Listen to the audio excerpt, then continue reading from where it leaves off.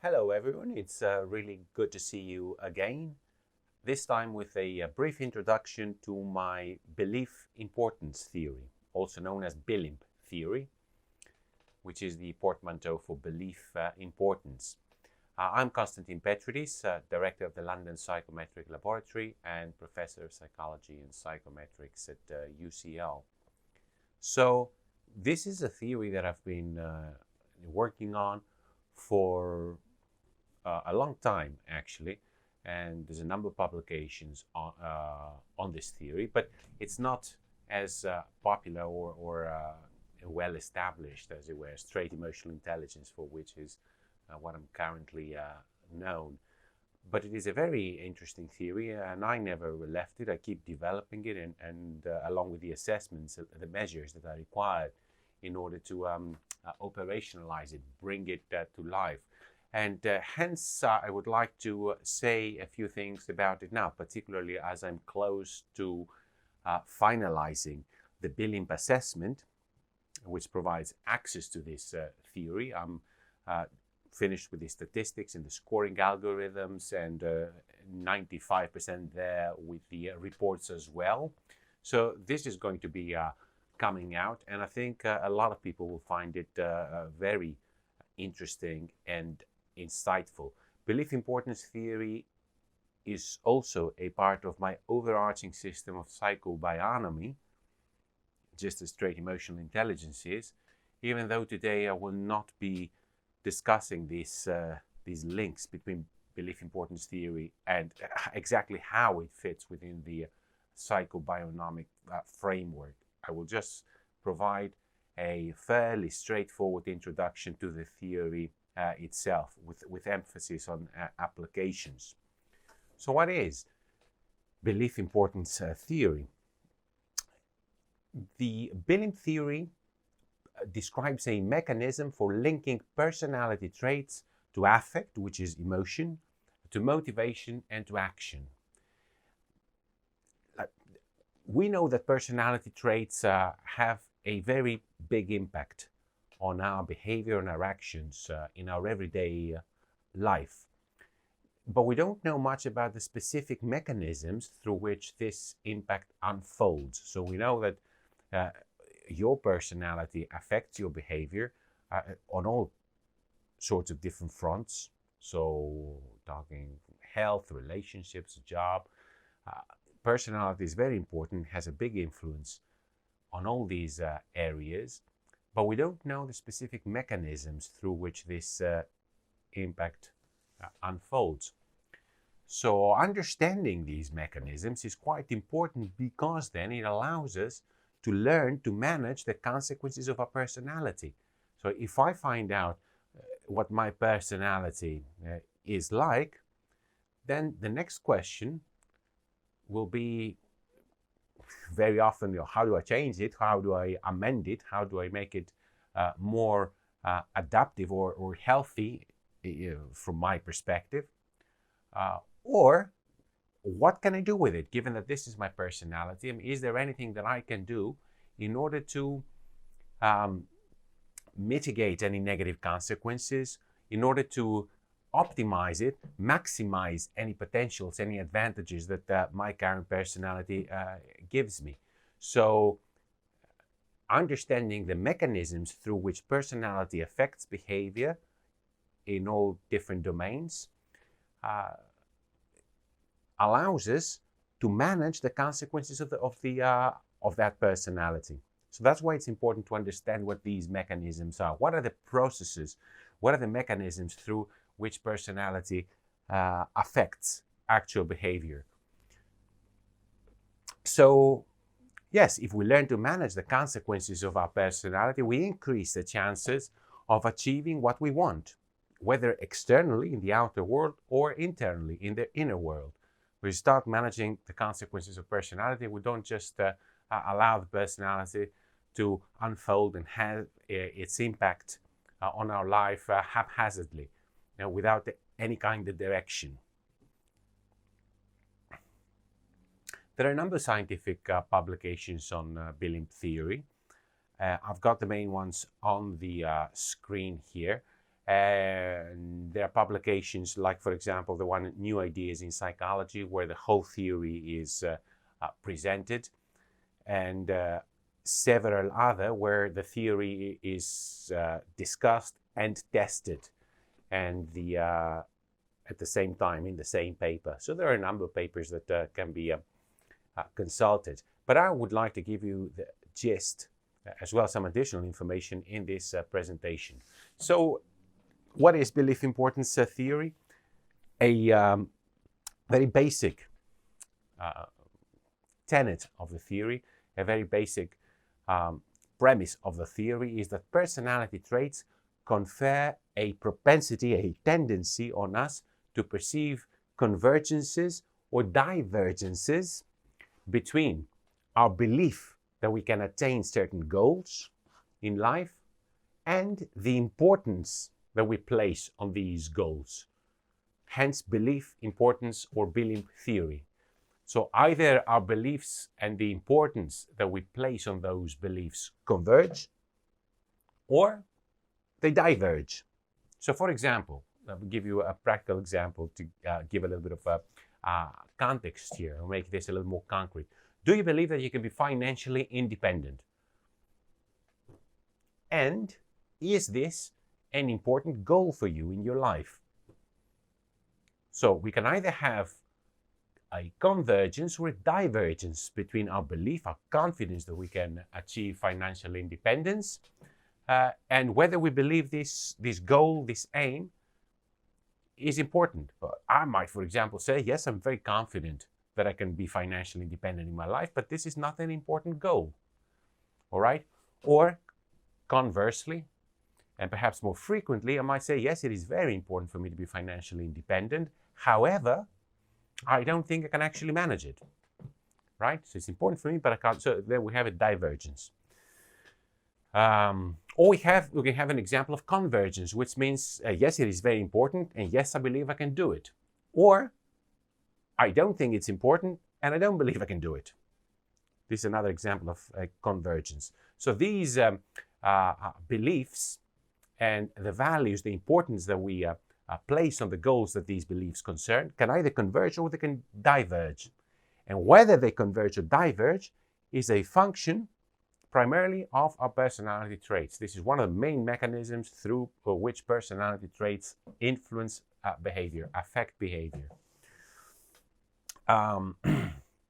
So the beliefs that we hold about different life domains, financial independence is just one domain of life. There are other domains like our health, or our job performance, or our relationships, or our legacy, what we're going to leave behind, right? Or our spirituality. There are many different life domains, as I will mention later on. So the beliefs that we hold about these different domains in life interact with the importance that we ascribe to them, how valuable, how important we find them, to either grant or deny us success in them. So whether you're going to be successful or unsuccessful in each of these life domains is a function of the beliefs that we hold about the particular domain and the importance that we ascribe to it. Now, I mentioned the word success, and I don't have time to, I've written and said quite a bit about success. Obviously, we need another lecture specifically, or series of lectures specifically on that topic, and I'm not going to be doing this here. Only I would like to mention that success has at least a dual meaning. Okay, so success can have a meaning, or more commonly takes the meaning of accomplishment, achieving something in life. Okay, but success can also mean transcendence. Success can mean rising above a particular life domain or a particular problem or a particular challenge. Just rising above does not mean resolving it or being successful in it or achieving something in it, but simply outgrowing the issue, outgrowing the problem. Something that used to be important, is no longer important to us. I'll give you a very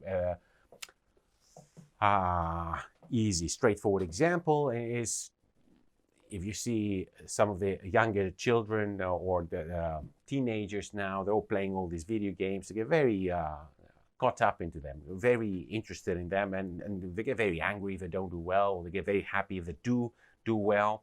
They want to achieve in these video games. Now, transcendence would be just outgrowing this issue. Maybe you don't solve the problem of the video game, or whatever the video game is throwing at you. You don't achieve success in the video game in the sense of accomplishment or achievement, but you outgrow it. Then you start being interested in other things in life, and simply the video game is no longer important. This is just an example. So transcendence of a problem is also success. So there's this dual understanding, of success. So the other thing that follows from what I've been saying is the corollary, if you like, is that if we change our beliefs about a particular life domain, financial independence, or parenting, or job performance, or relationships, and if we change the importance that we ascribe to it, we can achieve success in it. So whether we achieve success or not in a particular life domain, or more generally in life, I would say, is a function of whether we believe we can do it and whether we actually value the outcome as important. So before I move on to discuss more details about the theory, I'd like to say a few things about practical relevance, which might be an important point for some of us here. The Belimp system is intensely practical because it aims, the reason why I developed this theory is because I would like to give people the opportunity to improve their condition, to improve their circumstances, whether externally in the world, if you like, or internally, their psychological condition, their psychological circumstances. This is the reason why I put this system forward. I mean, there was no other reason or any other pressure for me to develop another theory on the back of trait emotional intelligence. So that's the reason why I have been developing belief importance theory, just to give the people the practical opportunity to improve their circumstances. So ultimately, what I would say, the system is it requires action. So in the first instance, as a first step, you need to be exposed to it. You need to hear about it. It comes through hearing. Some understanding comes through hearing, but then you have to act on it. So I'm not presenting this as some kind of an academic topic or academic information that needs to be memorized. Then you take an exam and you pass it and you end up with some kind of certificate on a piece of paper. No. The understanding of the theory is required in order to put it into practical action. So it's an intensely practical proposition, belief importance theory. Now, some of us, of course, might say, or some of you may say that, well, hold on a minute. I know a lot of very successful people. I know big shot celebrities or captains of industry, big time politicians, head of states. None of those people actually speak about convergences and divergences and beliefs and important life domains. Why should I care about any of this? Which is a valid question that I would like to address briefly before I move on. What I would like to say is that, first of all, success comes in many different forms and many different guises and for many different reasons in life. You need to have a broad, holistic understanding of success. So success is not simply to be famous or to have a lot of money, because we know a lot of people who are famous, who have a lot of money, who have a lot of influence and a lot of prestige, and they're having very serious psychological problems to the point that some of them even commit suicide. So therefore, we need to have a general understanding, a holistic understanding of success. Success comes in different forms, as in different guises, and for many different reasons. So most successful people reach success, now I'm talking about external success, because this is the one that's most easily recognizable. Now, most successful people, externally successful people, reach success for reasons that they do not understand. And in most cases, they cannot even explain. They just get there. You know, maybe 100 people start an internet company, or 100 different internet companies. One becomes Facebook, and 99 are no longer there after a few years, and the entrepreneurs behind them have gone bust. So it is easy then to come retrospectively and explain your success, and some people actually fall for that. Okay, some people who become successful, they eventually decide that they also want to be teachers, and they invent some kind of story in their head why they became successful, and then try to teach it on others. And that is very counterproductive for other people. In other words, it takes a little bit of insight, not a lot, but it does take insight. It requires insight to understand that you have achieved success without actually knowing why. If you don't, but many of the people who become successful have very little insight at all. And in fact, the very external success dwarfs and stifles any insight they might have had anyway. So what I am trying to teach is conscious success, total conscious success, which means success outside through success inside. Right? So I'm not talking about the kind of success that's very ostentatious, the kind of success that's so external that other people can look at while inside everything is falling apart. I'm talking about a success that starts from inside and then is projected outside. And that is total and conscious. Conscious means you consciously build it. You don't simply wait for things to, or you struggle very, very hard without a plan. Now, I'm not denying that many of the people who become successful work very, very hard. I'm not denying that at all, but that's certainly not enough. It's not sufficient. A lot of people work tremendously hard. You feel sorry for them, and they're not getting anywhere, right? Because they're not working consciously. They're just doing the next thing that comes to mind. They don't work strategically. Let me put it this way. So I know what works, and this is why I'm trying to teach it to you for no other reason. Because I know that, first of all, one of the things that I know I'm convinced about is that every single person can be successful.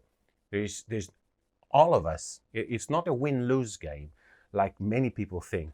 Most people think, or they operate under the assumption that if I am successful, then you have to be a failure, or I need to be successful relative to you. That is not the case. That is not true. Every single person has the potential, and it is possible, practically possible, for every single person, every single human being in this world to be equally successful. It is absolutely true, okay? And uniquely successful.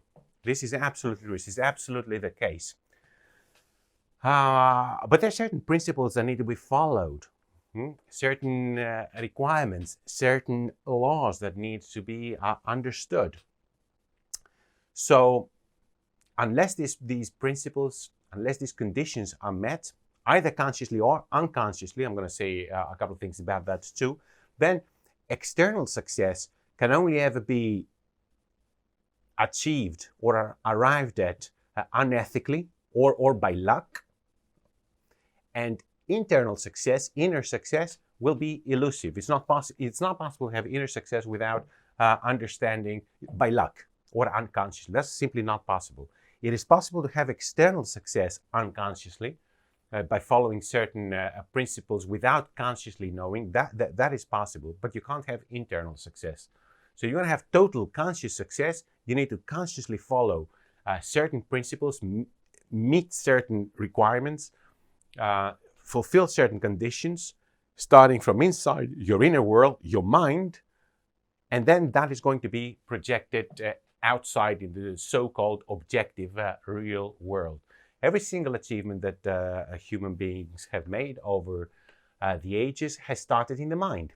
All the good things and the bad things, they've all started in the mind. So it's not, whatever you like, buildings and boats and the internet and airplanes, and also bombs and weapons and biological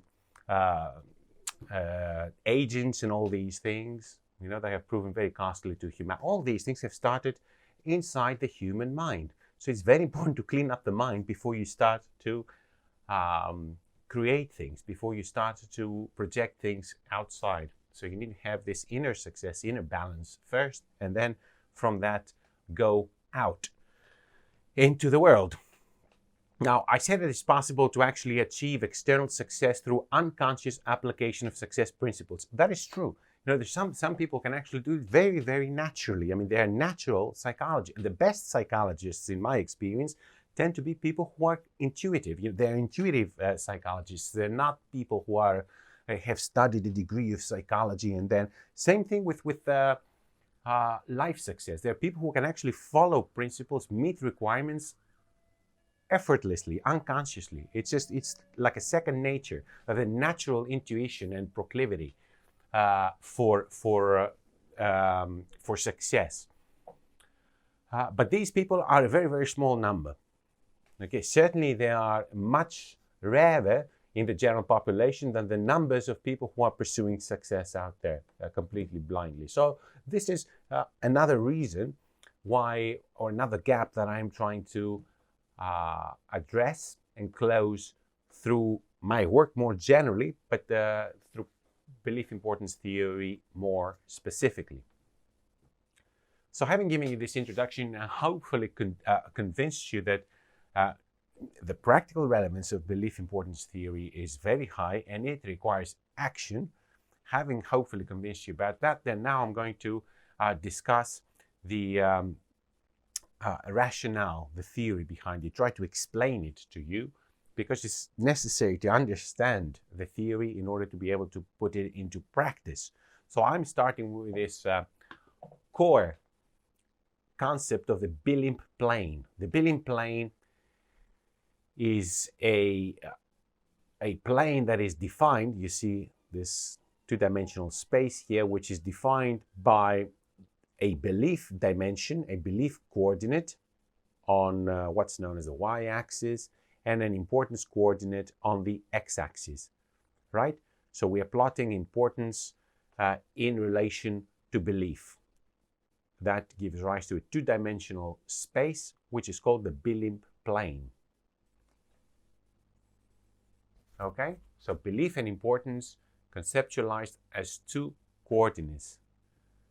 Belief that what? Belief that I can achieve something. Whether I believe I can achieve something in a particular life domain, financial independence, or good family relationships, or excellent health. Importance, how important these things are to me. Now this plane can be divided into 4 quadrants, as you see here, right? 4 quadrants you can derive from the Belimp plane. First quadrant is the Hubris Quadrant. This is defined by high belief, low importance, high confidence that we can achieve, but a low valuation of the area concerned. So I'm very confident that I can have an excellent relationship with my partner, but it's not particularly important to me for whatever reason. Second quadrant is apathy. Apathy means low belief, low confidence, low importance. So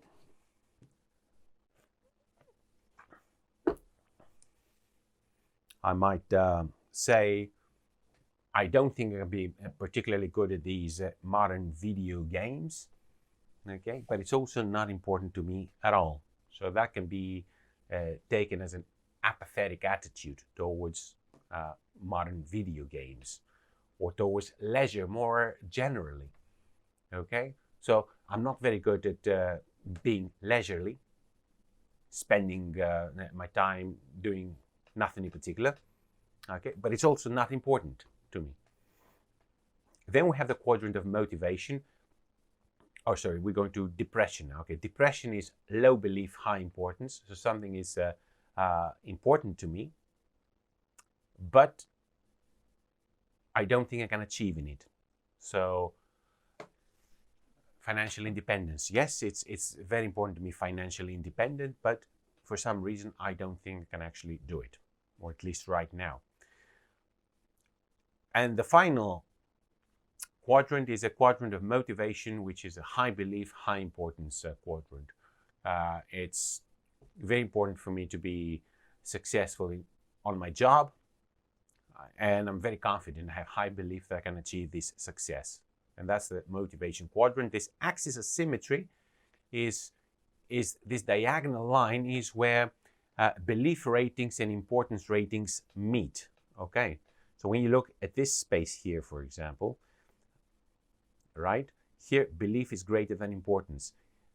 Actually, not everywhere here. Above the line,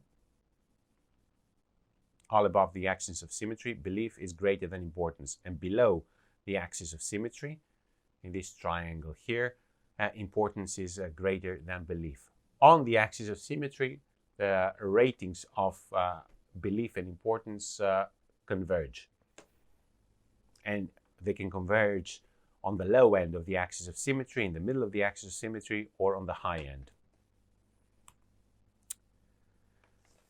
So, a little more theory now. You can actually pause if you want and take a little break. Or otherwise, let's move on and now and discuss this relationship between personality traits and belief and the belief and importance dimensions, because I mentioned that the Belimp mechanism is intended to link personality traits to actual behaviors. So what is the link between personality traits and the Belimp dimensions? Well, we are saying that, and mentioned before, that the personality traits confer on the individual, our personality confers on us a tendency, a propensity to either perceive convergences or divergences between our beliefs that we can attain goals and the importance that we place on these goals. This is a very key observation, and I'm stressing it and highlighting it, because I am saying to you that this tendency, this propensity is general. That is one of the counterintuitive propositions and findings, empirical findings of belief importance theory, because naturally we would expect, and most people would expect, that whether I perceive convergences, my beliefs and my values, my beliefs and the importance that I attach to a particular life domain, or divergences between my beliefs and the importance that I attach to a particular domain, are a function of the life domain itself, right? I am telling you that they are a function primarily of your personality. It's a very counterintuitive observation. And that opens up a lot of possibilities, theoretical and practical possibilities. So I'm saying that whether we have a tendency to perceive convergences or divergences between our beliefs and our values, our beliefs and the importance that we place in certain life goals, is a function of a personality, not of the life domains. I mean, the life domains obviously affect, but there's an underlying general tendency based on personality traits to either perceive convergences or divergences in our life. Now, when it comes to more specific considerations, in other words, linking specific personality dimensions to the Belimp mechanism, I'll say a couple of things about this now. I don't think that this is as important, mainly because I don't believe that these personality dimensions that are very prevalent in our scientific literature have great explanatory power. I don't think that they're powerful explanatory constructs. So I don't really try to recast all my work in relation to these personality dimensions as they have emerged in the scientific literature. So I'll say a couple of things, but as I said, I think that the mechanisms that I am describing, the constructs that I am describing, are far more basic, far more useful, far more powerful than these kinds of constructs and ideas that have actually emerged through all this number crunching in the scientific literature. Because the more numbers we have been crunching, the less insightful we have been about human nature and true psychology. That said, aspects of mainly conscientiousness, the personality dimension of conscientiousness, those of you who have some experience with psychology will recognize that this is one of the big five, so-called big five personality dimensions. So certain aspects of conscientiousness confer on us a tendency to move towards the Belimp axis of symmetry. Towards means closer to the axis of symmetry. In other words, they minimize the discrepancies between beliefs and importance ratings. We're moving closer to the axis of symmetry, more convergence, more agreement. That's aspects of conscientiousness and introversion. They confer a tendency to move towards the Belimp axis of symmetry. On the other hand, aspects of mainly trait emotional intelligence and neuroticism confer a tendency to move away from the axis of symmetry, and they create discrepancies, divergence between our beliefs and our importance. Trait emotional intelligence and neuroticism confer a tendency to move away from this axis of symmetry. Of course, personality traits are not the sole determinants of where we end up in the Belimp plane. They are major determinants, but they are not the only determinants. And also, the personality dimensions as we understand them today in mainstream scientific psychology are not the best explanatory constructs. They're not the best description of personality anyway. So you can't really have a one-to-one injective mapping. But you can get an idea, you can get an understanding along the lines that I've just described. But what else? What else, other than personality traits, what else can affect our position in the Belimp plane, where we actually land in this plane, whether we are closer to the Hubris Quadrant or the Motivation Quadrant or the Depression Quadrant or the Motivation Quadrant? What exactly, what else affects our position there other than personality traits? Well, first of all, our core perceptions. What we believe about ourselves, what we believe about life, much of which, or many of which could be subconsciously rooted. We're not aware of these perceptions. We're not aware of these underlying beliefs that we have about life, okay? But whether they're conscious or subconscious, they have a big effect of where we're going to find ourselves placed in the Belimp plane. Okay, because these self-perceptions and perceptions that we have about life also affect personality traits. They're even more basic than personality traits too. So these perceptions, what I believe about myself, what I believe about life, core perceptions, which may be known to me or unknown to me, they may be latent, maybe I have never explored them. Right? These perceptions affect my personality greatly, but they also, on top of that, affect my position in the Belimp plane. So that's a fundamental and strong influence, but there can also be transient circumstances and interests that can have an impact in our position on the Belimp plane, but primarily on what I call conditional Belimp planes. And now it is time to introduce another distinction between two different types of belief importance planes, two different types of Belimp planes. And that's a distinction between conditional Belimp planes and the master Belimp plane. So the conditional Belimp plane is a plane that is defined in relation to a particular life domain, and there are many conditional Belimp planes. So I'll give an example in a while. Okay, the master Belimp plane, on the other hand, is my general outlook on life. There's only one master Belimp plane. So there's a distinction between conditional Belimp planes and the master Belimp plane. Many conditional Belimp planes, okay, potentially unlimited, depending on potentially an infinite number, depending on how you decide to carve up reality. But there's only one master Belimp plane. So conditional Belimp planes are specified in relation to a particular life domain, and therefore they are conditional upon it. This is why we call them conditional. I call them conditional because they are dependent on that life domain. For example, So a Belimp plane that is conditional on financial independence, which is an example I've been using throughout this introduction. So we can have a Belimp plane that is conditional on financial independence. And this arises from our belief that we can attain financial independence, how confident we are that we can attain financial independence, and the importance that we ascribe to this particular goal, the importance that we ascribe to financial independence. Through these ratings on belief and importance, a conditional Belimp plane on financial independence arises. Okay. Or you can have a Belimp plane that is conditional on family relationships. This arises from our belief that we can forge strong family relationships. I really believe I can have strong relationships with my family.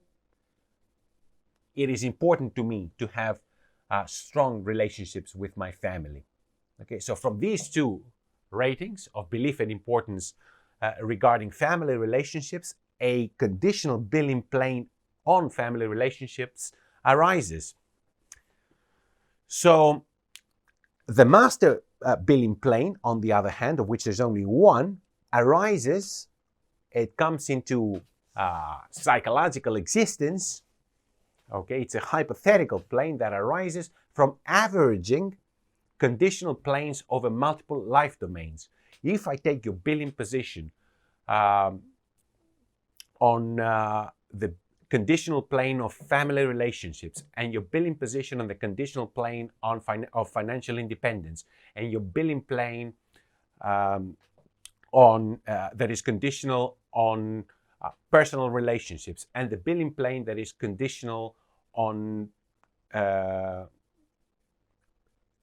parenting, and the Belimp plane that is conditional on legacy, and the Belimp plane that is conditional on your motivation, let's say, your self-control.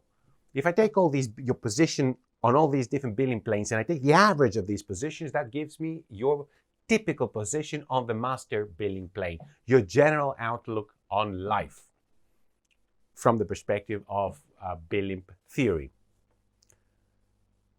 So an individual's position in the master Belimp plane represents the typical Belimp position.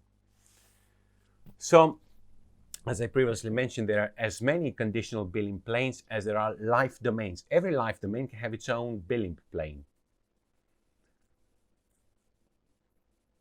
And therefore, the theory itself and the associated assessments that I will talk about later, just mention a little bit later, they can be adjusted to cover any conceivable life domain.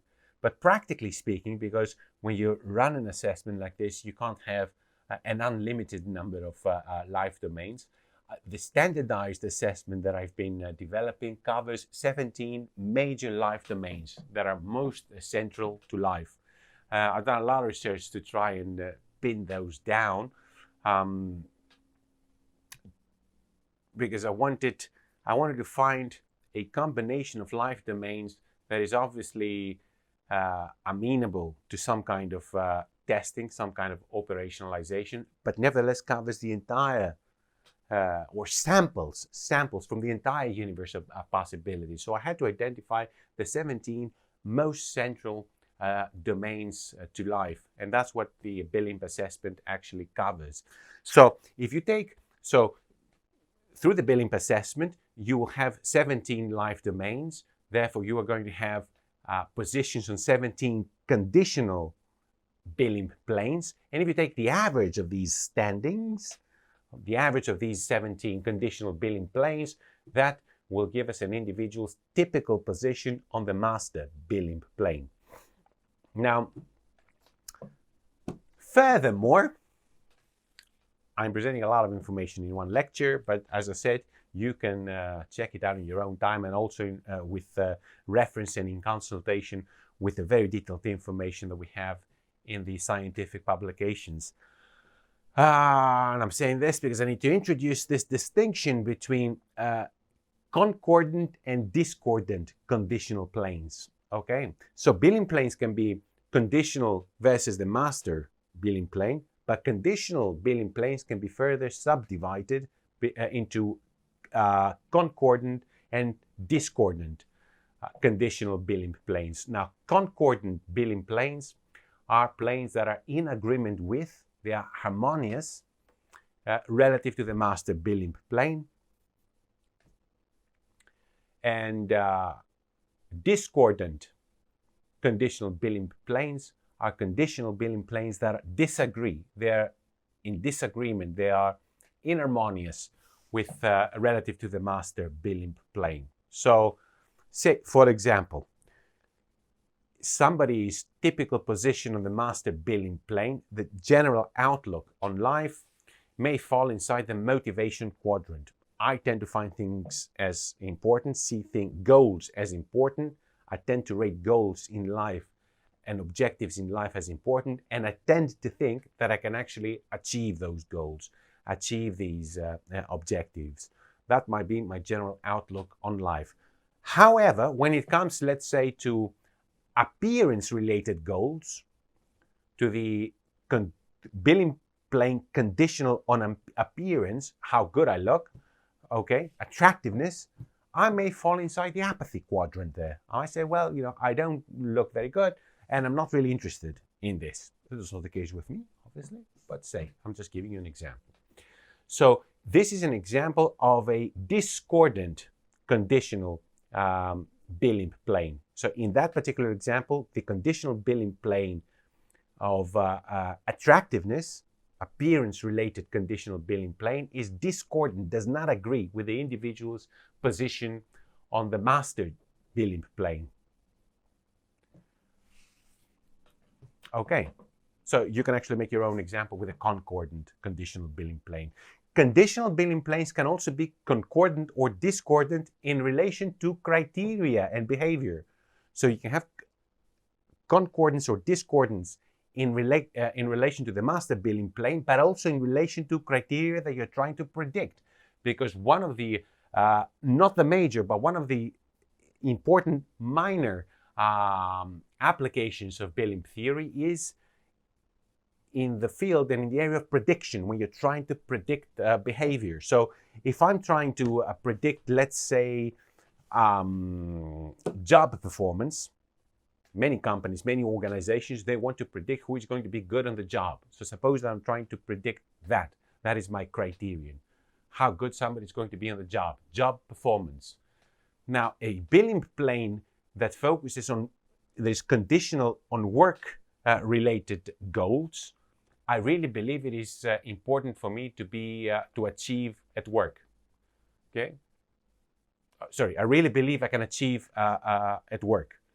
And it is really important for me to achieve at work, or to be a high achiever, something like that. Okay, now this plane would be a concordant in relation to the criterion of job performance. Whereas if you were to ask somebody, it is important to me good looking, I really believe I can be good looking, and then you're trying through these ratings to predict job performance, then that would be a discordant conditional Belimp plane. Okay, so for one last time, Belimp planes can be differentiated, divided into conditional versus the master Belimp plane, and conditional Belimp planes can be concordant or discordant in relation to the master Belimp plane or in relation to a criterion that we're trying to predict.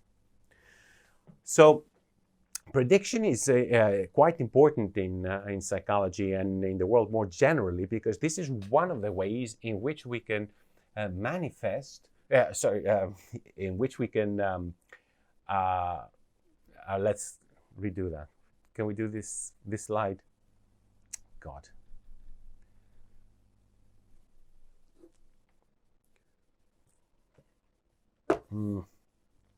Okay. I'll go again, huh?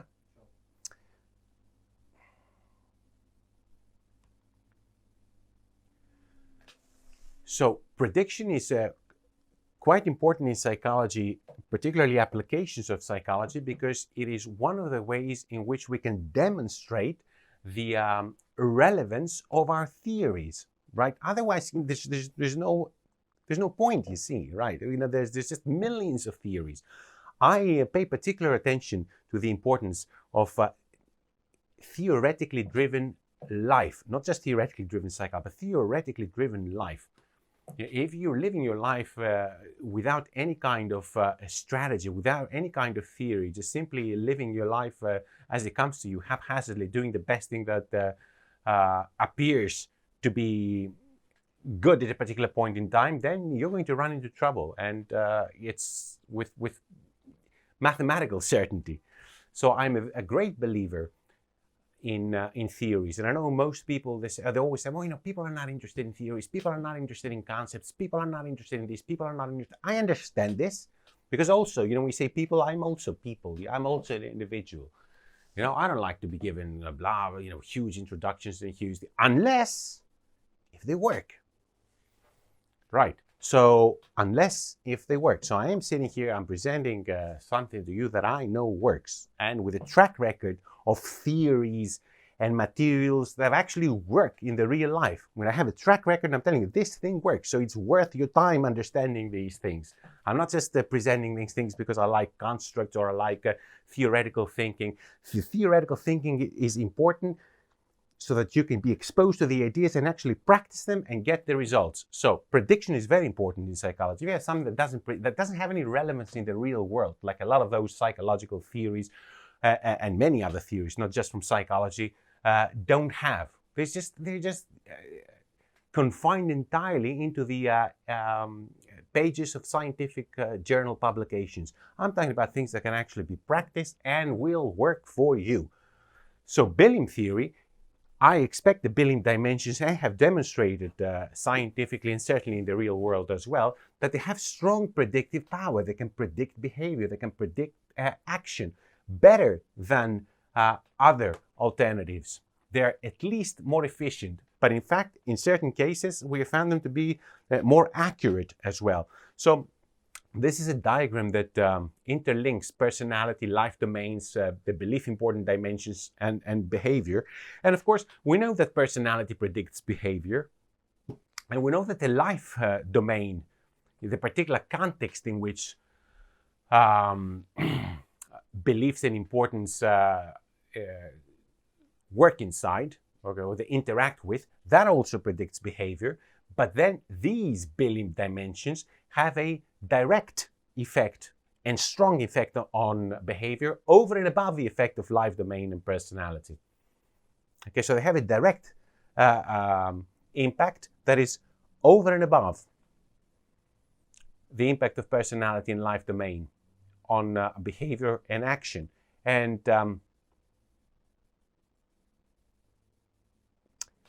there's a couple of reasons for that. I will show you a little bit of data later, but there's a couple of reasons. Why should the Belimp dimensions predict behavior better than personality or context? Well, first of all, because they are closer to behavior.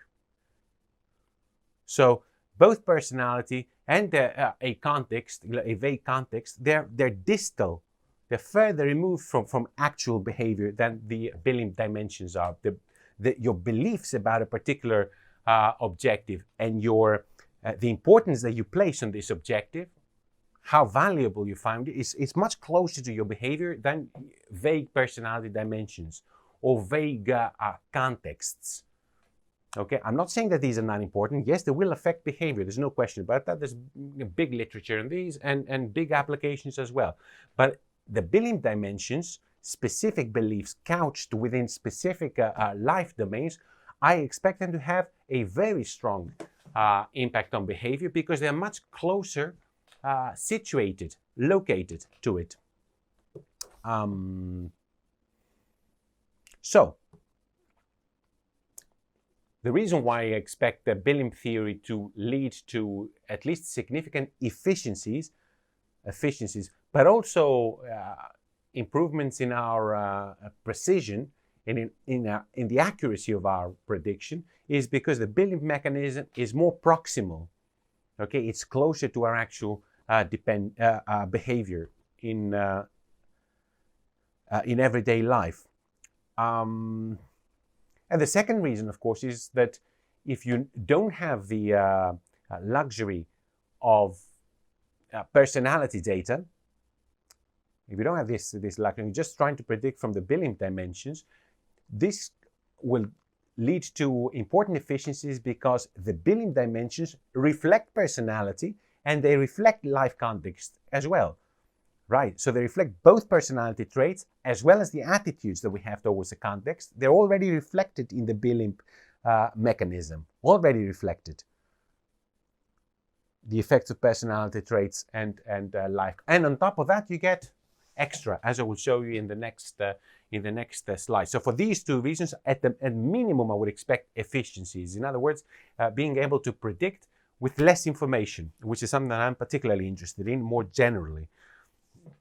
Trying to predict behavior, trying to predict action, both short-term but especially long-term, from very, very little information. Of course, there are all sorts of assumptions and all sorts of requirements, and the most important requirement is that the Belimp mechanism will be, the predictive power of the Belimp mechanism will be progressively enhanced. It will become stronger as the life domains become more concordant or more harmonious with the criterion that we're trying to predict, which I mentioned before. So if I'm trying to predict job performance, for example, it'll be easier to do it from through a Belimp mechanism, a conditional Belimp plane on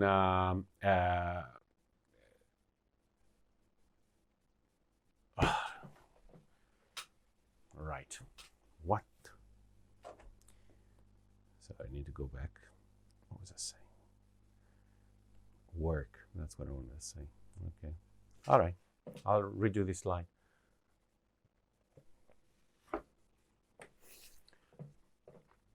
Okay.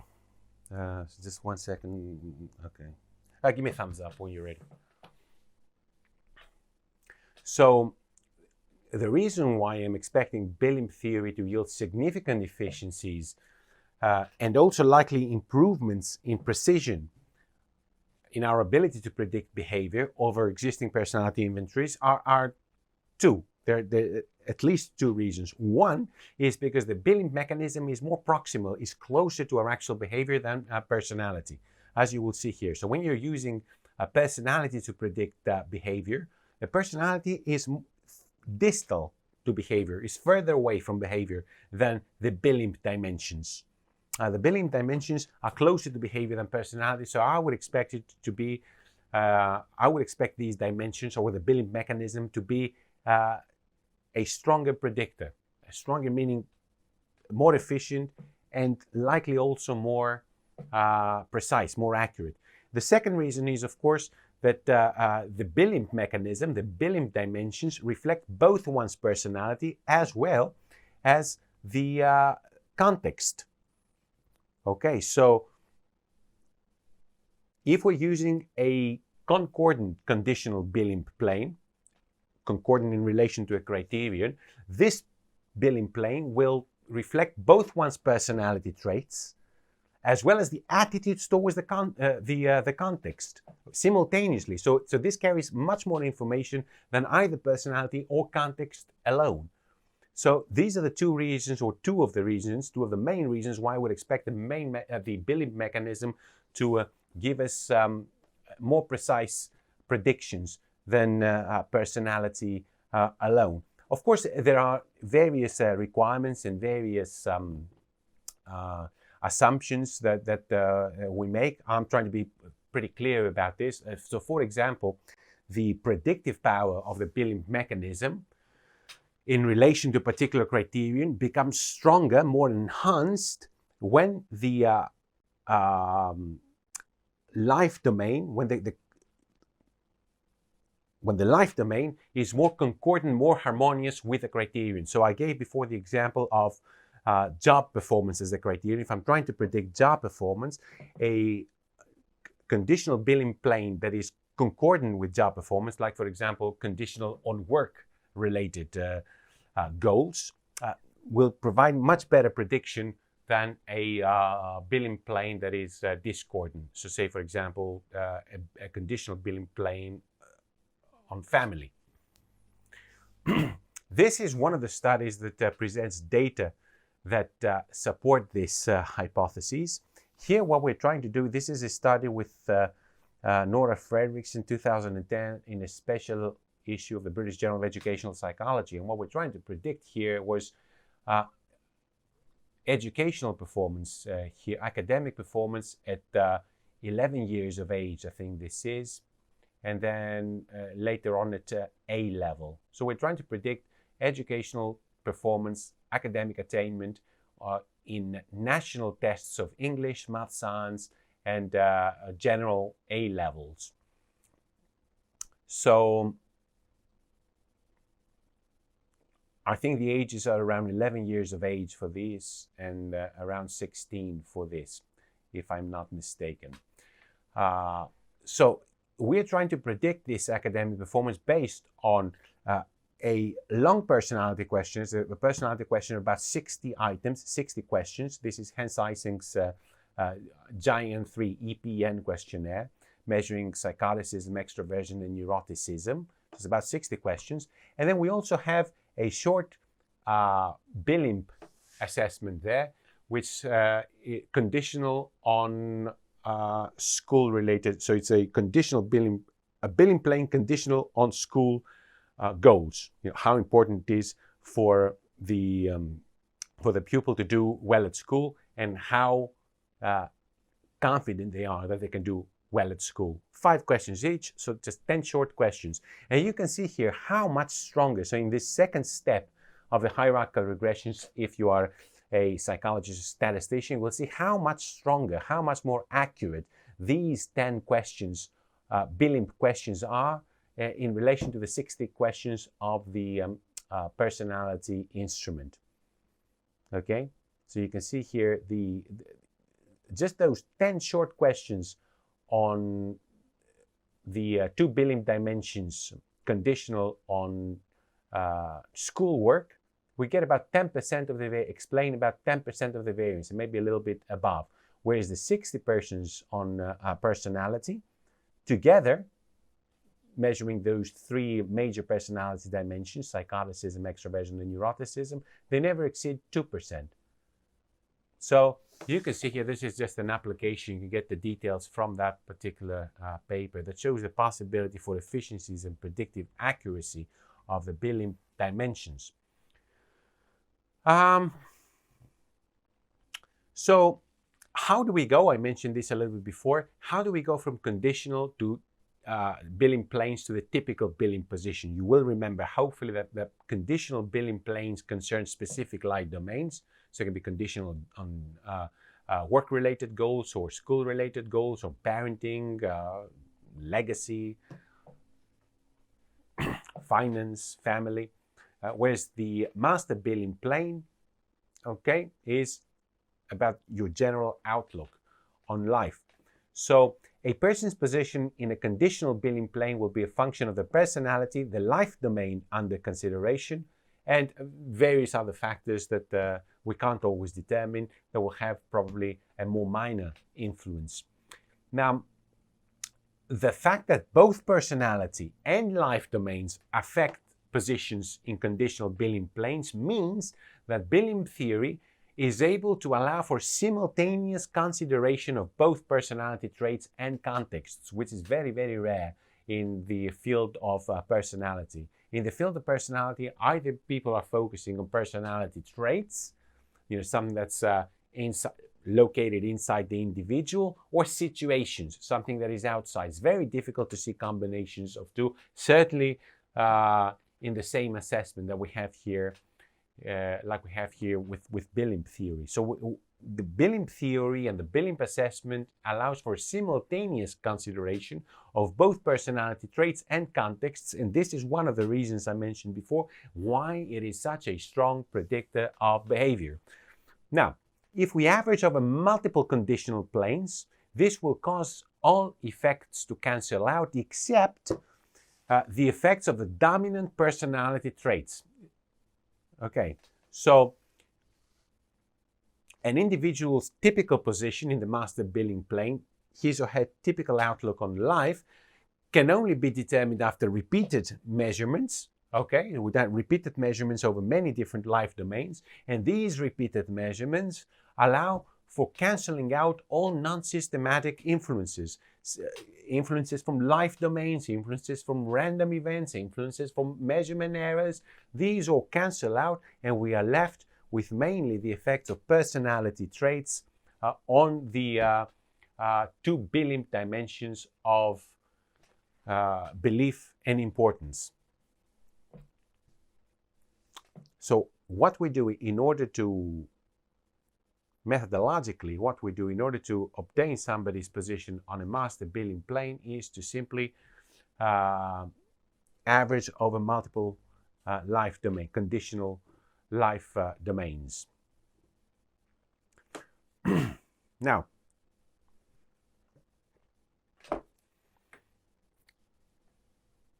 as I said, one of the very important findings and the main breakthrough, I think, behind Belimp theory, it's a large theory. Of course, it's got various different parameters and many different aspects, but I think the main breakthrough there, what really makes it worth considering, is this positive manifold, like positive intercorrelations across all conditional planes. That's the counterintuitive finding that I mentioned before, because we expect, and the natural thing, the intuitive thing to expect is that whether we find something important, whether we believe we can do something, is a function of what that something might be, right? So it depends. If I ask you, are you confident you can do things? You'll say, what? Do you find this important? You'll say, what?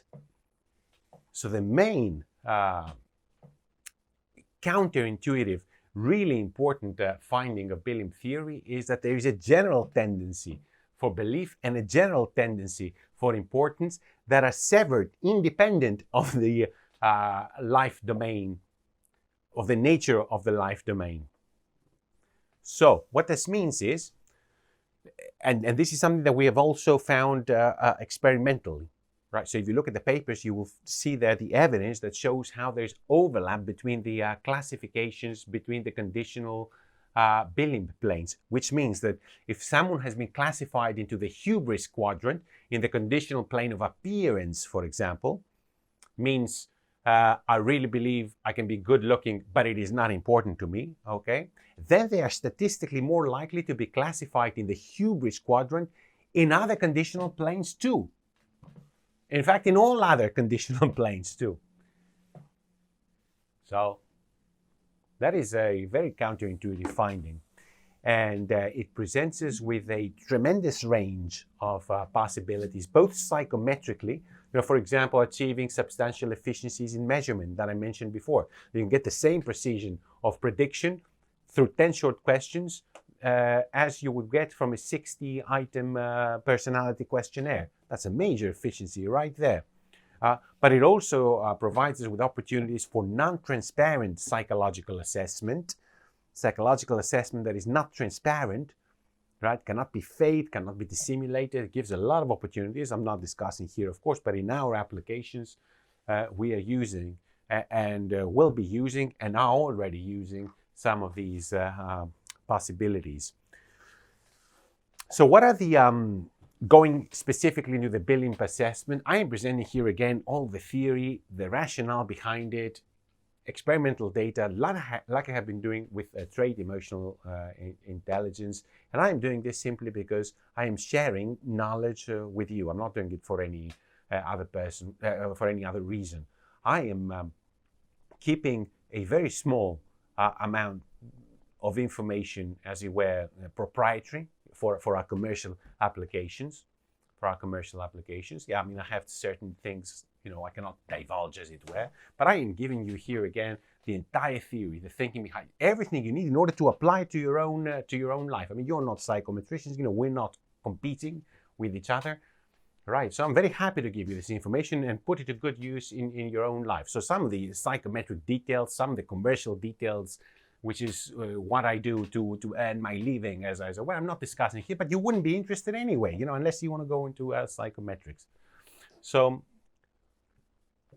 I'm giving you everything that you need in order to apply this in your own life, and I'm just doing it for you. There is no other reason why you should be doing this. I'm presenting all the theoretical stuff and the papers and the implications and the assumptions. Why would I be doing all this? I could do my job very, very well without saying anything to anyone, believe me. So the Belimp assessment, as I said, covers 17 different life domains. And what is a life domain? I didn't get a chance to discuss this in any detail. This is an intelligible, a definable area of life experience. Okay, so life has all sorts of different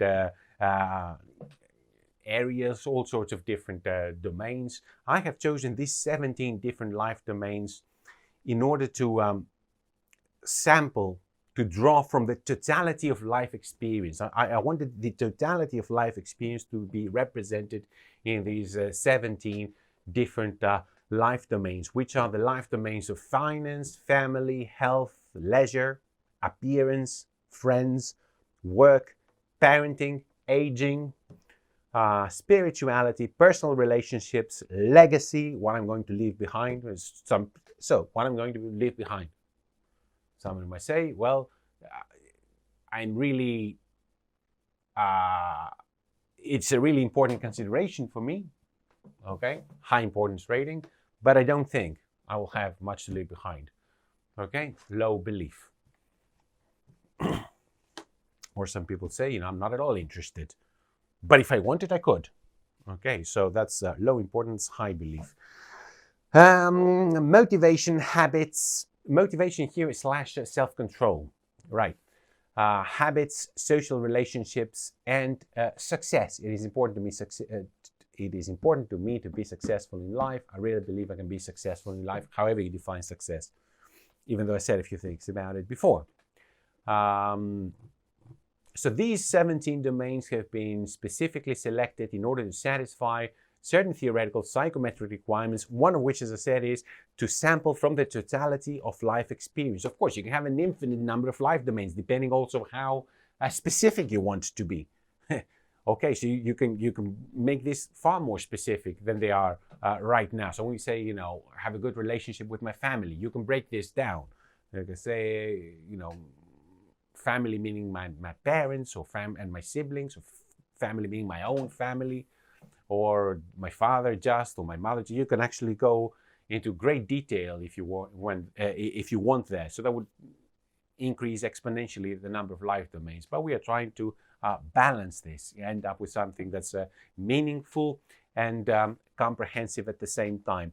So other thing that I wanted to say or highlight is the fact that the Belimp assessment is intended to scan the conscious part of the mind. So we are talking about the conscious part of the mind that we are assessing here. Just like with trait emotional intelligence and all my series of TEIQue measures and the trait social intelligence, all that stuff is targeting mainly the conscious part of the human mind. Certainly, aspects of the subconscious mind are reflected in these assessments. No question about that. No question about that. But this is not the main intention of the assessments, to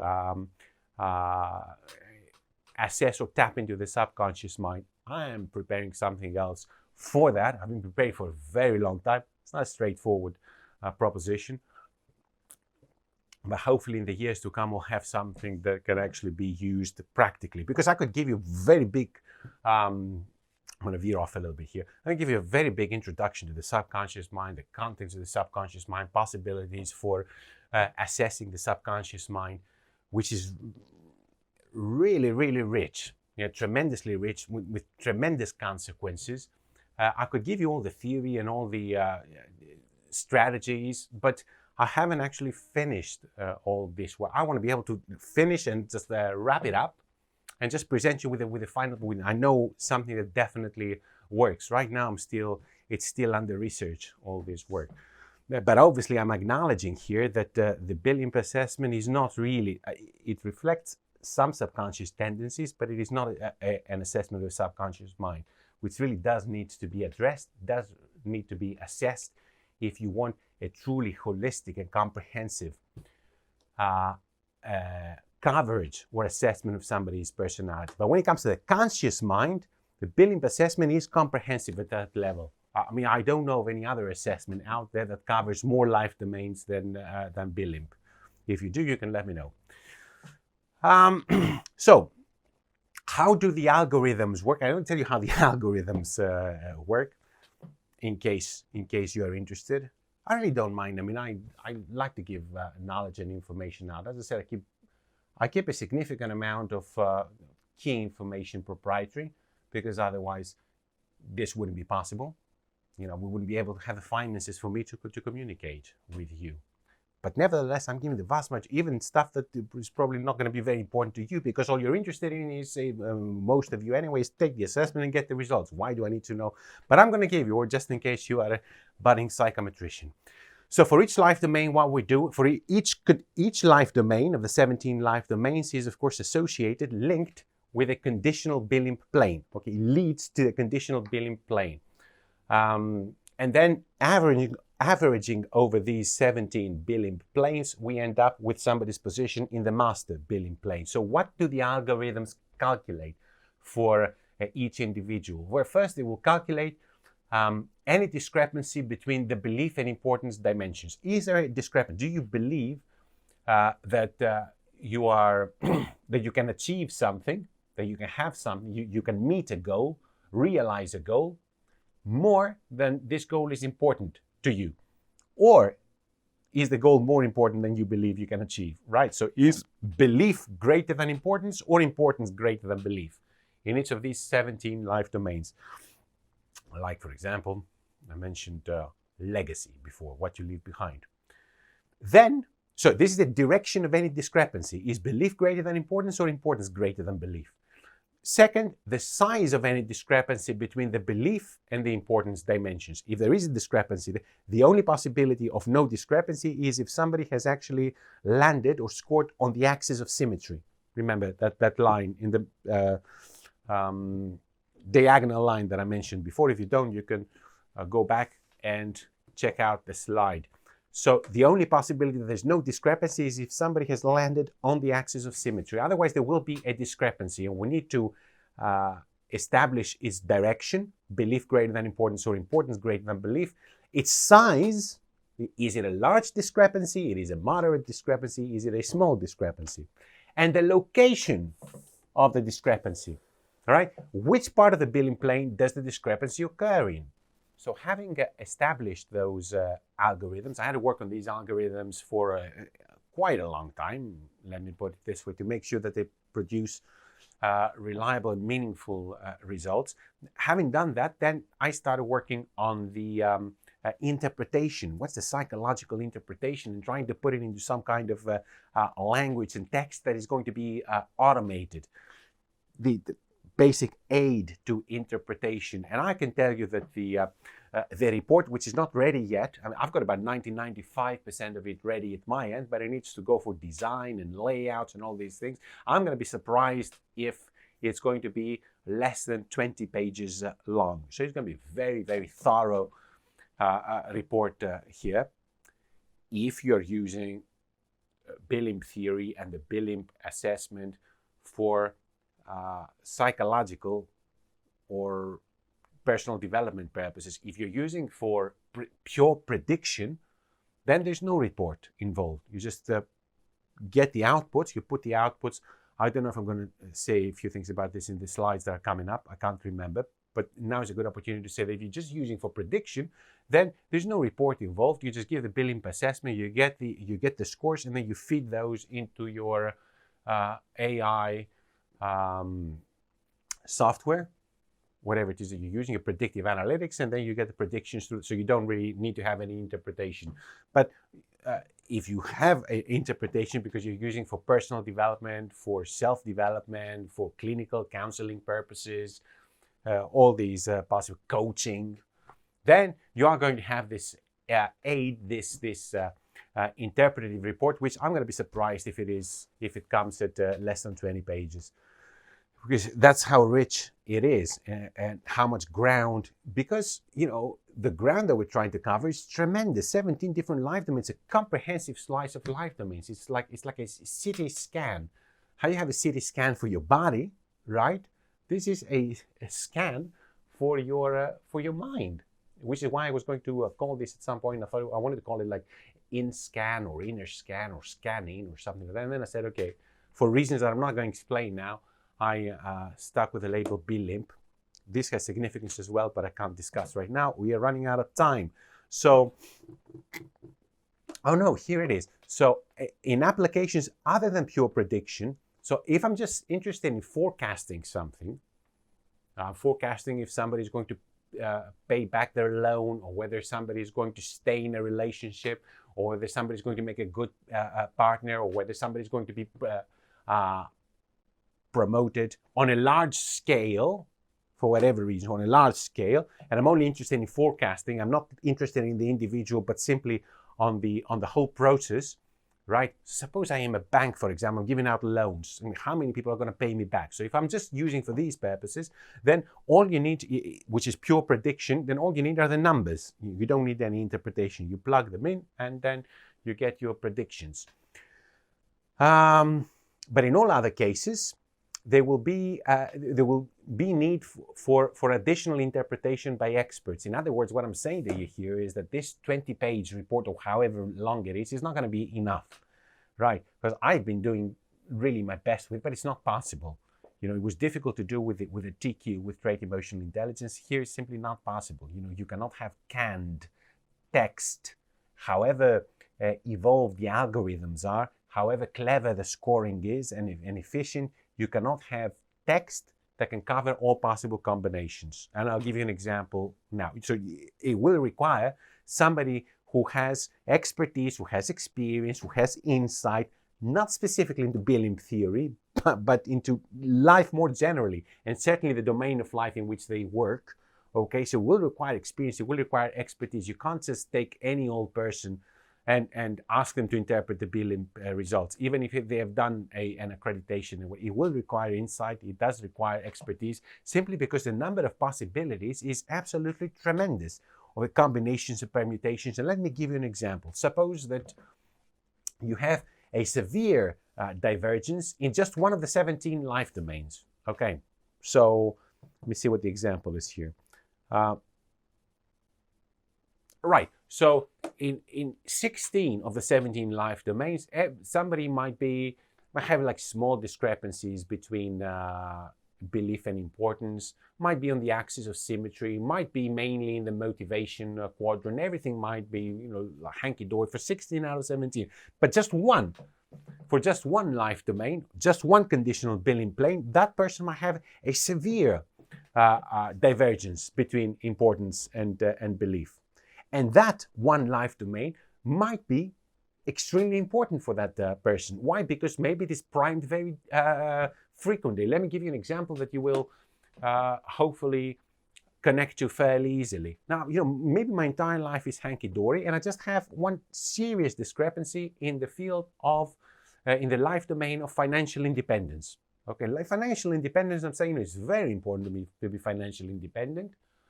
Okay, but I really don't think I can do it because of my circumstances, you know. Now, everything else could be very well into place. You know, I'm doing well on the job. I'm very well in terms of what I'm going to leave behind, or I'm not particularly interested in it. And my health is also very good. No problem, except in that one domain where I have a very serious divergence, very serious discrepancy. Now, that discrepancy is perhaps primed very frequently in life. You know, every few days I get some kind of letter asking me for money, just being drilled into my head very frequently, or because suddenly or temporarily becomes urgent, or because the individual perceives it as central to their well-being. You know, maybe the 16 parts are okay, but you know what is central to my well-being is financial independence, or that particular life domain. Also because the mind has a tendency to focus on the negative. Okay, now that life domain can wreak havoc in one's life and personality, can create a huge mess. Now, it's possible. It's not necessary. It is possible, however. So the algorithms cannot pick up such possibilities, right? The report will flag it as a possibility, but there needs to be a person with expertise, with life expertise, with experience, with insight, somebody who knows what they're doing. You know, they need to be acquainted with Belimp theory, of course, but they need to know what they're doing beyond that if they're advising other people. And they need to be able to take this into account that through an interview, through their interaction with a person, they will be able to give a proper interpretation and proper advice, developmental advice in relation to such possibilities, because there are many different such potentialities. And the automated algorithms can never get into that kind of detail. So, where can we use the Belimp theory and the Belimp assessment? You know, where can it be applied?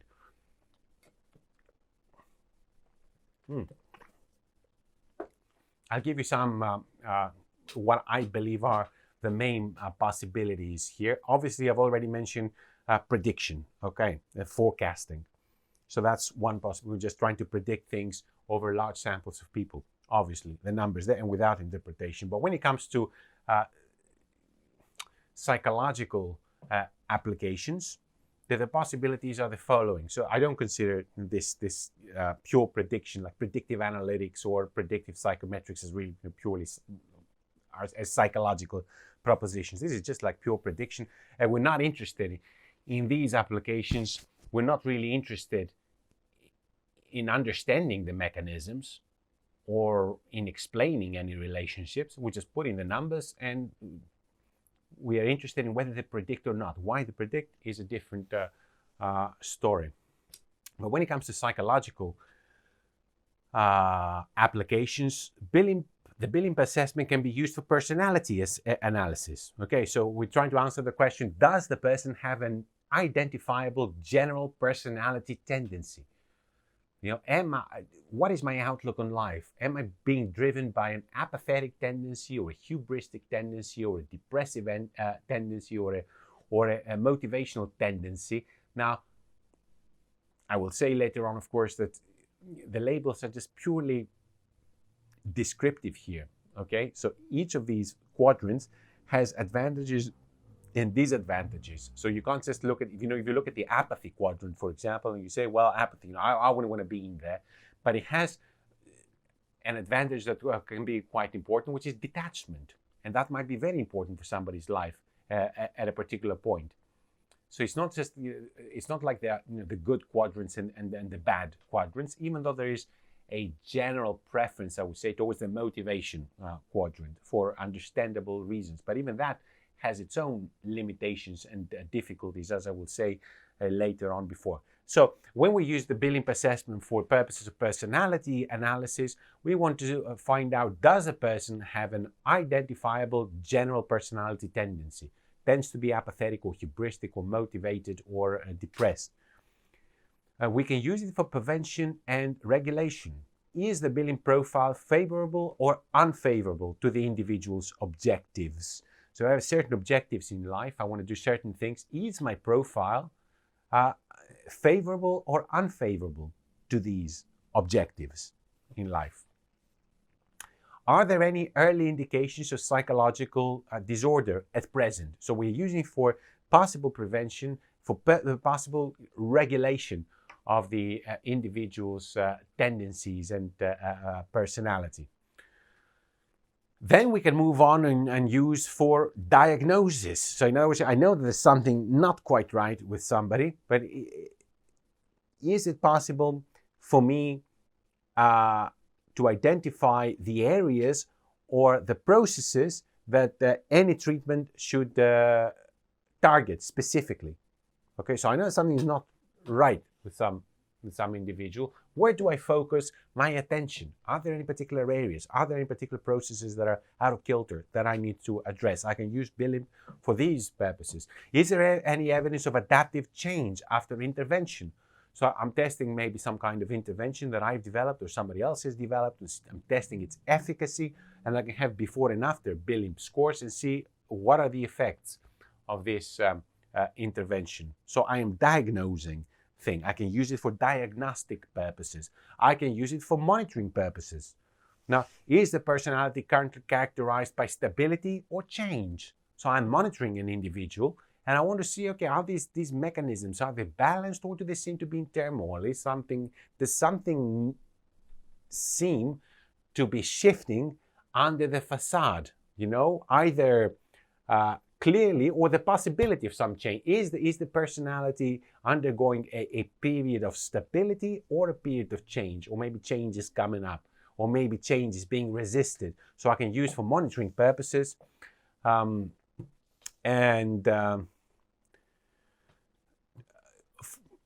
A lot of possibilities, obviously, for behavior modification, for psychological treatment, for psychological therapy, for self-development.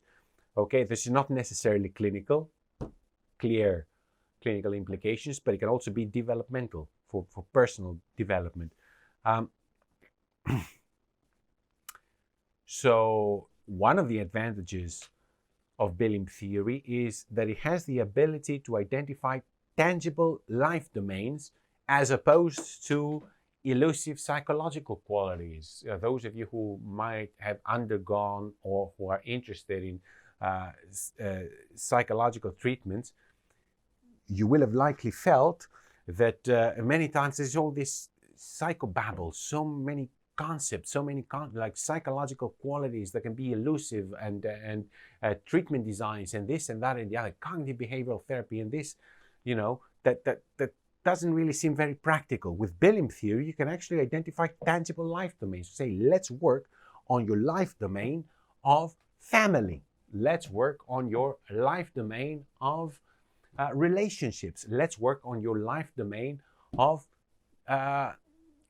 legacy. Or it can actually be made concrete, tangible, rather than talking about things like all these possible psychological maladaptations and personality disorders and all these weird and wonderful Greek-sounding names of the various so-called disorders or aberrations. And also, the Belimp theory allows us to focus on specific attitudinal discrepancies, again, as opposed to generalized abstractions. Rather than talking in abstract terms about what needs to change in a particular personality, we can talk about specific attitudinal discrepancies. That somebody needs to change their particular values, whether the value is something perhaps a little too much or maybe a little too little. Or whether their confidence should be improved or should be tested in a particular domain. But we are talking about specific things that a lay, everyday individual can understand. My finances, my family, my relationships, my confidence, my values. I can understand these things. But once you start going into personality dimensions and treatments and all sorts of labels and technicalities, then people can actually be lost in the process of their own treatment. One important thing to highlight here, of course, is that the Belimp assessment results reflect the current state of the personality. Okay, so we have regular testing, regular meaning, once every year or 2 years. And for many of the applications above, regular testing is assumed. So, for example, if you want to evaluate whether an intervention is successful or not, you have to give it before and after, at the very least. If you're doing monitoring and you're trying to see if the personality is developing in a healthy manner or not, okay, in an adaptive or maladaptive manner, or whether the personality is undergoing change, you need testing over time for this. So it's not like a one-off like other assessments are. And let me say now a few things, close by saying a few things about the possibilities of Belimp theory-informed interventions. Now, interventions and programs that target the Belimp mechanism can moderate the effects of underlying personality traits without necessarily trying to change one's standing on the traits themselves. Now, this whole idea of personality change personality improvement, personality development. I'm not the greatest fan because I think the individual's final goal should be the transcendence of personality, just making personality irrelevant to somebody's being. I think this should be the final goal because there's no such thing as a perfect personality. If there was a perfect personality, we say, increase this and decrease that and do this and do that, and let's all have the same personality. There's no such thing. Each personality comes with its advantages and disadvantages. So I'm not a fan of trying to change one's personality. I'm a big fan of trying to transcend one's personality. That's what my whole system of psychobionomy is about. I'm a big fan of that, but I'm not a fan of changing personality. I'm also a fan of somebody who doesn't want to do this transcendence of work, which is quite laborious. I'm also a fan of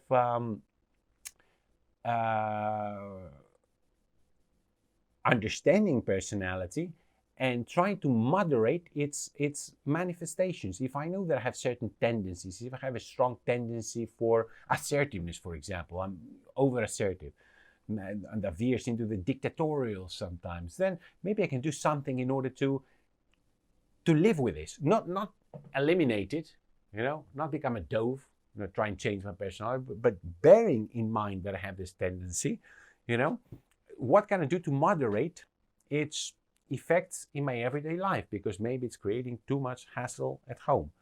So the interventions, that's what the Belimp mechanism allows us to do.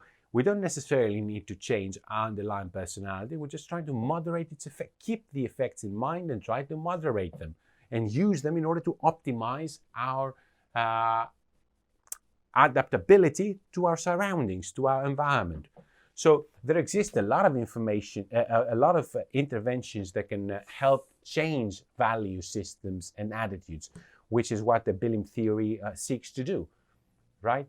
We want to change our confidence, which is an attitude, okay? The belief that we can actually achieve certain things or not achieve them.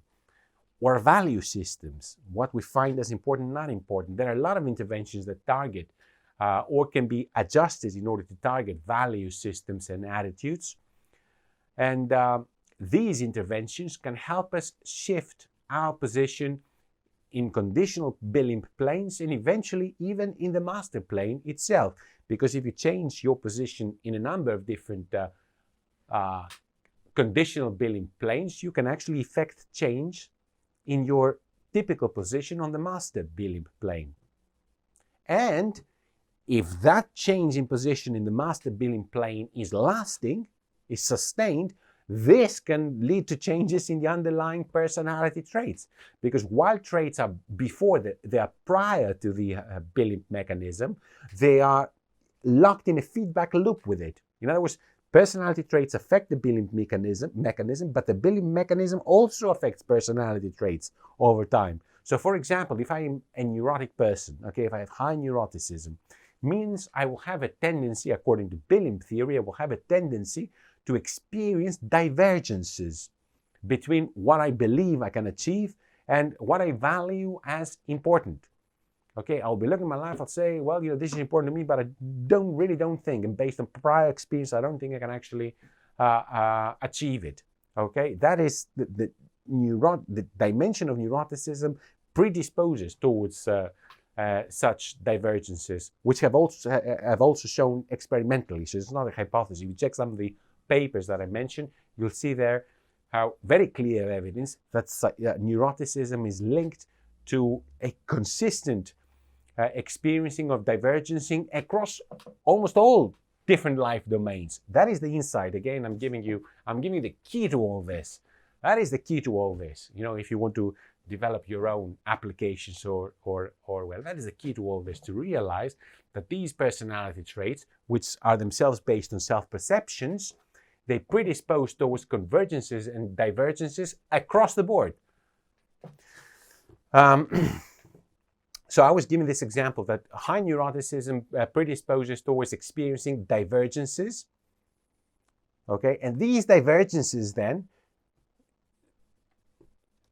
are linked to certain outcomes, negative outcomes in most cases, because if I have a negative divergence between what I value as important and whether I believe I can achieve it, Okay, so I think it's very important for me to do well at school or at uni. It's very important, but I don't think I can actually do it.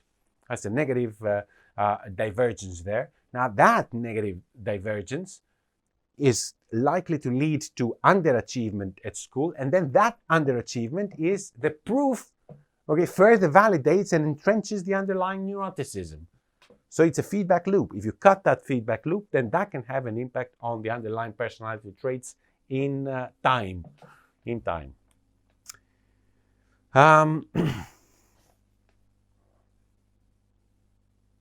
So the simplicity and generality of the Belimp dimensions. Yes. Now the two Belimp dimensions of belief and importance are very basic. Okay, you'll see that for every life domain and for subdivisions of life domains, you can relate to it through confidence, through your belief, and through importance. You can take this Belimp plane and it applies to all life domains. So that shows great generality, very basic dimensions of life. I could have looked at all sorts. The possibility, of course, when you're looking at something really important, and that is general, it's not easy to identify those dimensions that are going to be relevant across life domains. That's why the vast majority of psychological theories and the vast majority of theories more generally are becoming more and more specific. Okay? More and more narrow, more and more constricted. Because it's very difficult to find concrete, tangible behavioral and psychological dimensions that are important across the board. And how do you choose from them? There is a virtually near infinite number of an infinite number, not near infinite, it's an infinite number of possibilities because they are constructs, mind-made constructs. How do you find the two constructs out of a possible infinite number that can be applied so generally and so basically? So that's another important advantage of Belimp theory, the identification of these very core psychological dimensions of belief and importance.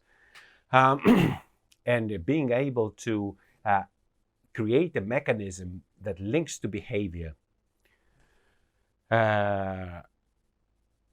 through only two dimensions is a major advantage psychometrically and statistically, right?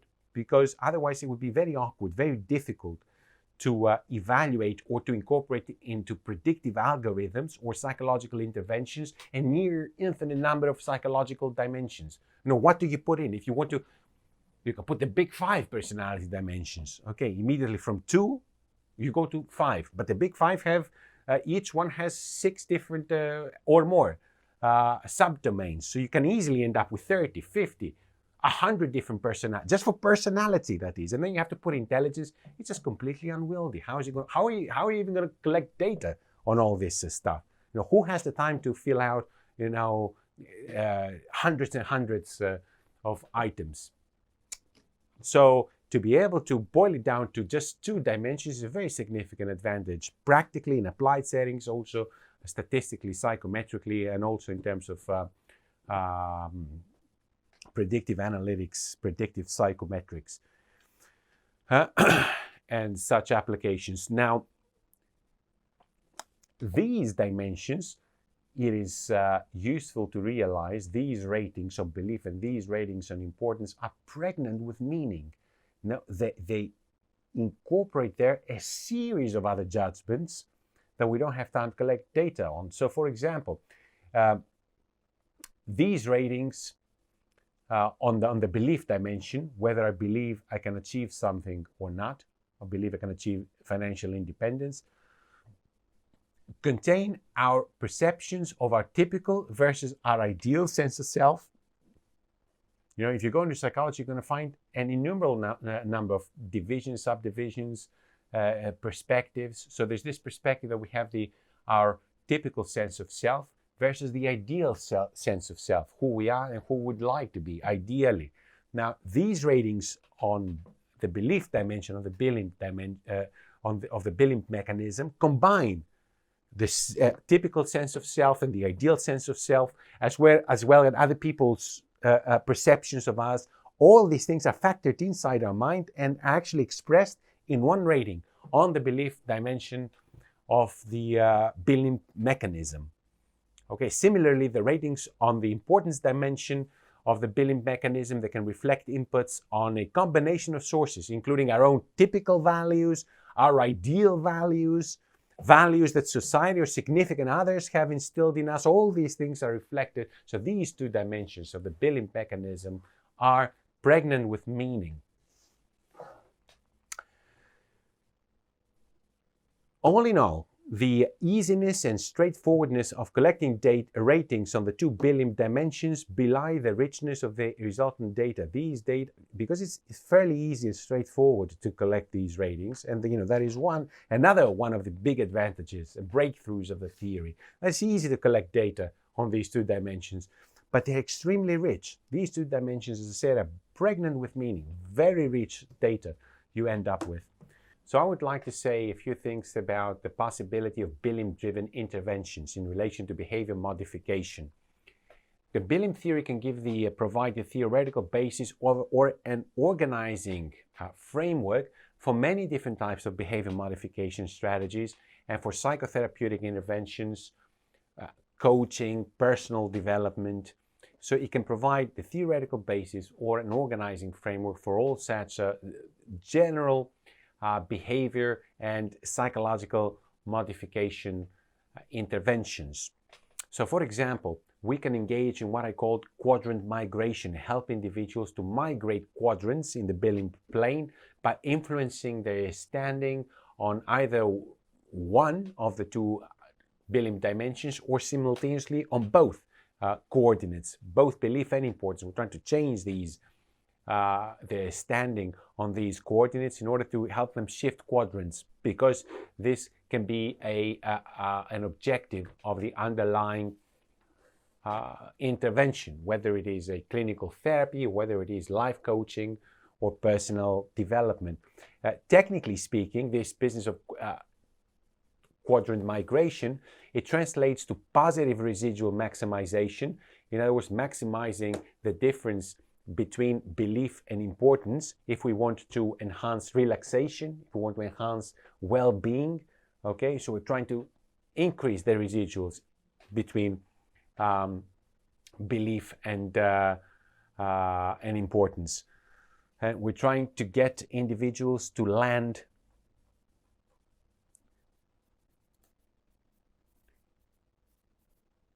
here, in that space, generally speaking, in that space. So if we want like relaxation, if we want well-being, okay, for somebody, for example, who might be depressed, or to move towards that direction, you don't necessarily need to change quadrants, but at least move to that direction. Just minimize the discrepancy, any negative residual between belief and importance. So yes, positive residual maximization for enhancing relaxation, for enhancing well-being aspects, movement towards the high end of the axis of symmetry for enhancing motivation.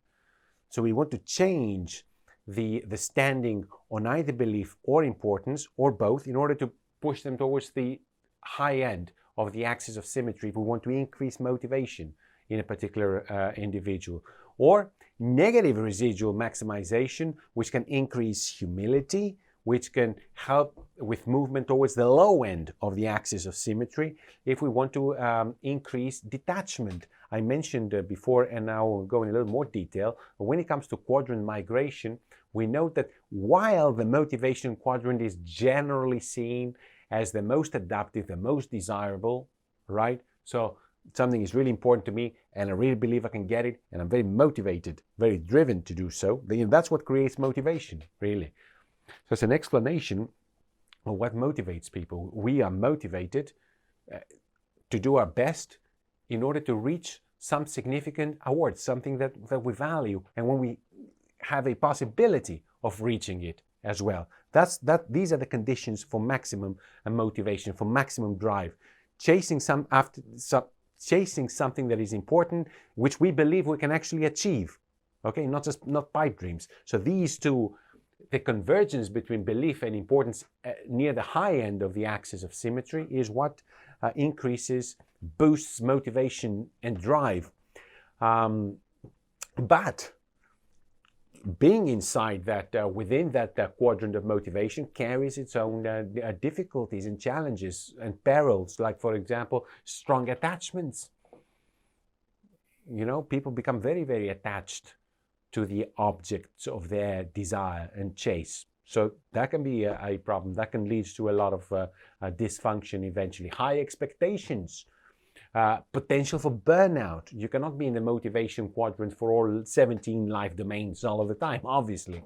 You can just simply burn out.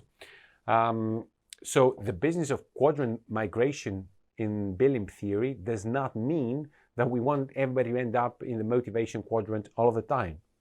Many times we will want, and over specific time periods in an individual's life, we may want to move them away from the motivation quadrant into the apathy, because the apathy quadrant has the implication also of detachment, of also some relaxation, which may be very important.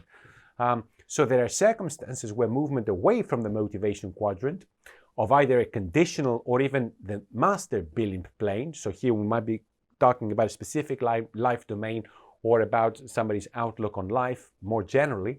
So movement away from the motivation quadrant may be desirable for a particular individual or at a particular point in time. Another type of behavior modification involves shifting the person's attention towards conditional Belimp planes wherein they already hold the desired position. So for example, we have somebody who's very apathetic in a particular life domain. Okay, and we want them to move away from, so maybe in the family life domain, very apathetic in terms of their relationships to other family members. Okay, I don't think I have a good relationship with them, and it's not particularly important. And we may want to move this person into the motivation quadrant in that particular life domain. One way in which this can be done is by taking this person's attention and focusing it on other life domains where they're already in the motivation quadrant. So this person may be very committed to their work, for example. They may be extremely committed to their health. Okay, so if you prompt those people to refocus on domains where they're already in the quadrant where eventually you want them to shift for a particular life domain, that can actually help the process. It's a strategy for intervention. You see, you have to be strategic with these interventions. You have to understand what each person needs and how to get there. So we need personalized behavioral and psychological interventions, not that sort of thing that's being, unfortunately, we're moving in the opposite direction, as you will see. We are looking for things that can be rolled out efficiently over huge numbers of people, okay, with minimal input from individuals, everything to be done online through websites. You know, you're depressed, you know, go to a website and read some things. Well, you know, I'm sorry. So the direction in which certainly my work is moving is towards personalized interventions, finding what is missing for the particular individual and treating that individual in a way that is best for him or her. Not just simply, you know, going through the motions or ticking the boxes of a particular psychotherapeutic approach in which we are trained, we have certificates. I don't think this is particularly effective.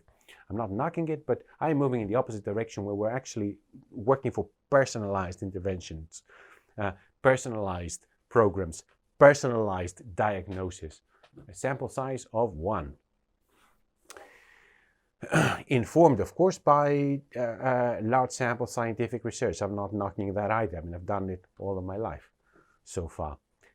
So by differentially weighting conditional planes through a process of redirecting attention, it may be possible to modify one's position in the master Belimp plane. That's also a possibility. You see, if you want to intervene and change somebody's general outlook, okay, you can reweight the planes. Yes, so I might be in the hubristic, in the Hubris Quadrant for most of my life domains, but I might be in the Motivation Quadrant for 3 or 4 of them. If I weigh these domains psychologically higher, if I put more emphasis, if I stress them more than the others, it's quite possible, right? Then my whole outlook can shift on life. It's quite possible to just weigh certain life domains much more than others. And I mentioned that possibility before. We might have like 16 domains that are healthy, one that is unhealthy, strong negative divergence there, and that can mess everything up, your entire outlook, because it's overstressed. So this business of differentially weighting, emphasizing conditional planes can effect changes in the master Belimp plane and in the general outlook of the individual, including their personality. There are all sorts of interventions out there that can target an individual's behavior directly in order to attempt to change his or her position on the Belimp plane. So that is a typical, if you interpret interventions from the perspective of Belimp theory, this is what most interventions try to do. So say if